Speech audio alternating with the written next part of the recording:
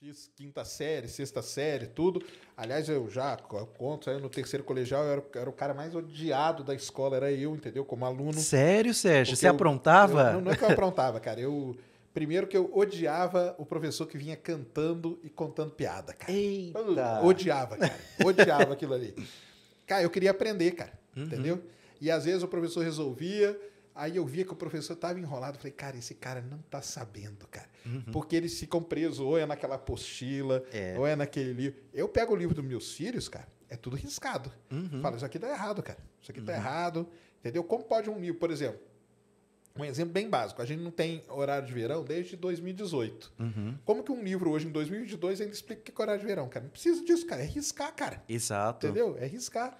E né, na área que eu entendo um pouquinho, que é na área de astronomia, cara, você pode pegar o livro, cara, e sem brincadeira, jogar fora, entendeu? E hoje, para mim, é inadmissível isso. É inadmissível. Porque se fosse na minha época, que eu tinha que ir na biblioteca, pegar a Barça, que era um negócio atrasado 1 ano, para ler um verbete lá, o que é Saturno. E só daqui 2 anos que eu ia ter a atualização do número de luas de Saturno. Hoje não, cara. Você bate aqui, cara, pum, Wikipedia, pá, na hora, te dá uma tabela com tudo. Então, assim, eu não admito que aconteça isso. Então, eu fico muito, muito revoltado mesmo, sabe? Até eu falo para meus filhos, eles ficam bem, eles falam, não fala nada, não, e tal. Eu falo, vou falar, cara, vou lá na escola e vou falar isso aqui, cara, porque isso aqui não pode ser um negócio desse, entendeu? É complicado, cara. Isso aí tem um reflexo. A gente acha que não, mas aí quando entra nessas provas aí que você falou, PISA e não sei o quê, isso tem um reflexo muito grande nisso. Cara. Exato. E sabe, Sérgio, vou entrar um pouco no assunto que você falou de sistema apostilado. Sabe por que a gente utiliza tanto esse sistema apostilado, Sérgio? Eu vou te contar uma coisa que você vai falar, nossa, não imaginava. Eu tive a oportunidade de fazer minha especialização em Portugal. E fui lá entender, né? E eu percebia que muitas escolas não tinham sistema apostilado. Basicamente, quase nenhuma. E eu fui questionar, falei, olha, como é que funciona aqui? E eles olharam para mim, não, o professor tem a liberdade de escolha, ele pode escolher o livro que ele quer, ele pode escolher a metodologia que ele quiser. Olha aí. E aí, quando você traz o sistema de ensino para cá, de certa maneira, o que você está querendo dizer? É que o professor ele precisa seguir, pelo menos, ter um padrão de qualidade exigido, na média, para trabalhar aquele tipo de conteúdo. Porque isso vai refletir também para a escola, aí voltando, né, ao sistema de ensino privado, porque aquilo vai gerar um resultado que é uma nota, e aí as escolas geralmente expõem, olha, todos aqui passaram com 10 em medicina. Não, mas aí eu acho que tem uma diferença até do colegial para frente. Porque aí do colegial para frente, esquece. Aí os caras só querem saber do vestibular mesmo, mas aí... Que é um problema do sistema brasileiro mesmo. Exatamente. Isso é um problema do sistema, né? Mas aí que tá, esse lance aí de Portugal, então, não ser apostila, é legal pra caramba. Ué. Exato. Porque aí o professor tem a liberdade, ele tem a autonomia de escolha. E é claro, ele tem que ter um padrão de qualidade exigido pela instituição, né? Mas isso também dá liberdade para que ele possa escolher. Porque a instituição ela pode dar aqui, ó. Você tem essa, por exemplo, matemática, ó, você tem essa lista aqui de livro, cara. Vê aí qual que você se adapta melhor. Exato. E manda bala. Exatamente. História, você tem essa lista aqui. Vê aí qual que você e manda bala. Exato. Agora, quando você enfia a apostila e tal, aí você já engessou. Você já engessou. Aí já ferrou. Para mim já começa a ferrar. E o professor ele é cobrado por dar aquele conteúdo naquele período. Então, assim, isso também, de certa maneira, Sérgio, não sei se você concorda comigo, ele limita a criatividade do professor. Porque o professor ele tem que entrar na sala de aula, ele tem uma rotina tem que fazer lá todas as atividades, corrigir as provas, ele tem que dar satisfação também para a família de tudo que está acontecendo, gerenciar conflitos. Tem uma pesquisa que fala de conflito, Sérgio, que normalmente num ambiente de sala de aula, que dura aí 50 minutos, 1 hora a aula,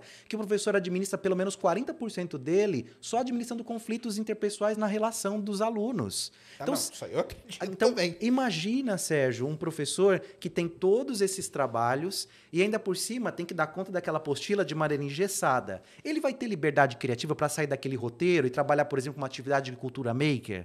Dificilmente, Sérgio. Ele vai poder ter tempo, por exemplo, de colocar numa tela e ensinar as crianças a aprender a programar. E nota, Sérgio, quando a gente entra, por exemplo, com uma atividade ou dá uma sugestão de robótica, tecnologia, de programação, o professor também tem o entrave de que ele fala, não, eu não sei o suficiente, então ele tem receio que os alunos saibam mais do que ele. E para mim é isso, com certeza. E ele se vê na questão ainda de autoridade naquele tipo de conteúdo, que não pode ser contestada.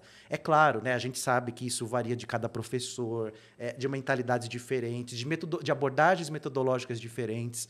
Mas o papel do professor é, de novo, é ser o mediador, é de trabalhar com curiosidade, Sérgio. E aí tem uma teoria do Robin Forsten, que ele diz o seguinte, que o professor, na mediação, ele tem que ter intencionalidade, ou seja, ele tem que ter claro qual que é o objetivo pedagógico que ele vai trabalhar, ele tem que ter significado. Então, quando o estudante for ver, ele fala, puxa, igual você falou, Sérgio, esse professor aqui não está entendendo, ou eu não estou entendendo o que ele está querendo trazer, né? E tem que ter a reciprocidade. Então, intencionalidade, significado, reciprocidade. Então, tudo isso é muito importante para que o conjunto educacional aconteça da melhor forma dentro de sala de aula. Senão, a gente vai voltar àquele ponto que você até mencionou, vai engessando. Vai engessando. E a gente volta ao PISA. Olha como que está a nossa posição. E o professor, às vezes, ele pensa... Se um professor chegasse numa reunião para mim e falasse assim, galera, paz, eu fiz um negócio diferente. Eu ia aplaudir o professor, cara. Falar, pô, que legal, cara. Tá aí, fez um negócio diferente, entendeu? Mas porque a sua mentalidade é diferente, Sérgio. Será que nunca fizeram uma pesquisa dessa com os pais, não? Podiam fazer, né? Ficou uma dica para as escolas aí, É verdade. Fazer uma pesquisa com os pais. O que você acha que se um professor chegasse e desse uma aula... Porque o cara vai lá, vai ensinar... Por exemplo, para qualquer coisa aí na parte física, por exemplo, vai ensinar velocidade média, velocidade e tal. Esquece o livro, galera. Não vamos usar isso aqui, não. Vamos usar isso aqui, ó. O cara faz ali, o aluno aprende e não usou aquela coisa engessada. Para mim tá excelente, cara. Sabe como a gente faz na engenhoteca com essa coisa de velocidade média, Sérgio? Eu vou te dar um exemplo. Sérgio, velocidade média, você tem ali a distância dividido pelo tempo. Simples assim. A gente pega as crianças, isso logo nos anos iniciais, e a gente coloca uma rampa na sala, coloca lá uma fita, né, de 1 metro, e fala, pessoal, o desafio aqui é montar um carrinho, vocês vão colocar o carrinho nessa rampa e vamos ver qual carrinho passa na maior velocidade aqui e vamos calcular, olha, com cronômetro, cada grupo lá com seu cronômetro. Sérgio, as crianças, elas falam aquilo, falam, nossa, que legal, para elas é uma competição, uma brincadeira. Quando ela chega no ensino médio, ela vai voltar e falar, cara, eu fiz esse cálculo quando eu estava lá nos anos iniciais. A criança aprendeu física sem querer, Sérgio, brincando. Exatamente. É isso que a gente precisa, sabe? É isso que a gente precisa dentro da educação. Ter momentos como esse de liberdade para que a criança possa aprender sem aquele monte de conceito tradicional, que é o que a gente tinha na educação 1.0, Sérgio. Onde o professor, de novo, ele só transmitiu o conhecimento e o aluno é esse ser passivo. É a partir lá da educação 3.0 que o professor começa a entender que ele tem que ter uma interdisciplinaridade, as áreas de conhecimento elas têm que se conectar. E olha que interessante, né, Sérgio? Por exemplo, a partir do 6º ano, dos anos finais, entra o professor na caixinha de português. 50 minutos, passou, aí entra o professor de matemática. O aluno tem que virar a chave. O que devia acontecer são espaços onde o aluno vai fazendo essas conexões junto com o professor por meio de projetos. Tem até uma sigla, que é uma abordagem metodológica chamada PBL, que é Project Based Learning. Ah, sim, Project Based Learning, conheço. E é exatamente isso. Vamos trabalhar com um projeto que integra todas as áreas de conhecimento. Vamos fazer com que os alunos aprendam de maneira multidisciplinar. Só que, Sérgio, dá trabalho. Difícil. Tudo que dá trabalho, a galera não vai querer fazer. Cara. Exato, não vai. Exato. Vai querer fazer o jeitão tradicional. Eu fico assim, realmente, cara, fico muito puto, pra falar bem a verdade, entendeu? Fico mesmo, cara, porque... Pô, podia estar aprendendo tantas outras coisas, assim, de uma maneira diferente, entendeu? Aí, chega, você tem que ouvir assim, pô, mas essa coisa aqui é chata. Eu falo, cara, não é chato, cara. Isso aí não é chato. Esse aqui é o negócio que eu sei que não é chato, mas eu sei que está sendo passado de uma maneira chata, né? Exato. E aí, tanto que tem os é aquilo lá que eu falei, né? Que aí um chega e fala assim, pô, mas meu professor de tal é legal pra caramba. Por quê? Porque ele faz uma coisinha, não precisa ser muito, cara. Uma coisinha diferente. Ainda nesse negócio... Ó, esse canal aqui é o Talk Flow. A gente do Flow não tem birra nenhuma com ele. Primeiro, você pode se tornar membro de 2 formas diferentes. Você pode ser um membro humilde de R$20 ou um membro burguês de R$50. E aí você ganha uns descontos progressivos na loja, você faz parte de uns concursos para ver quem tem a melhor sorte.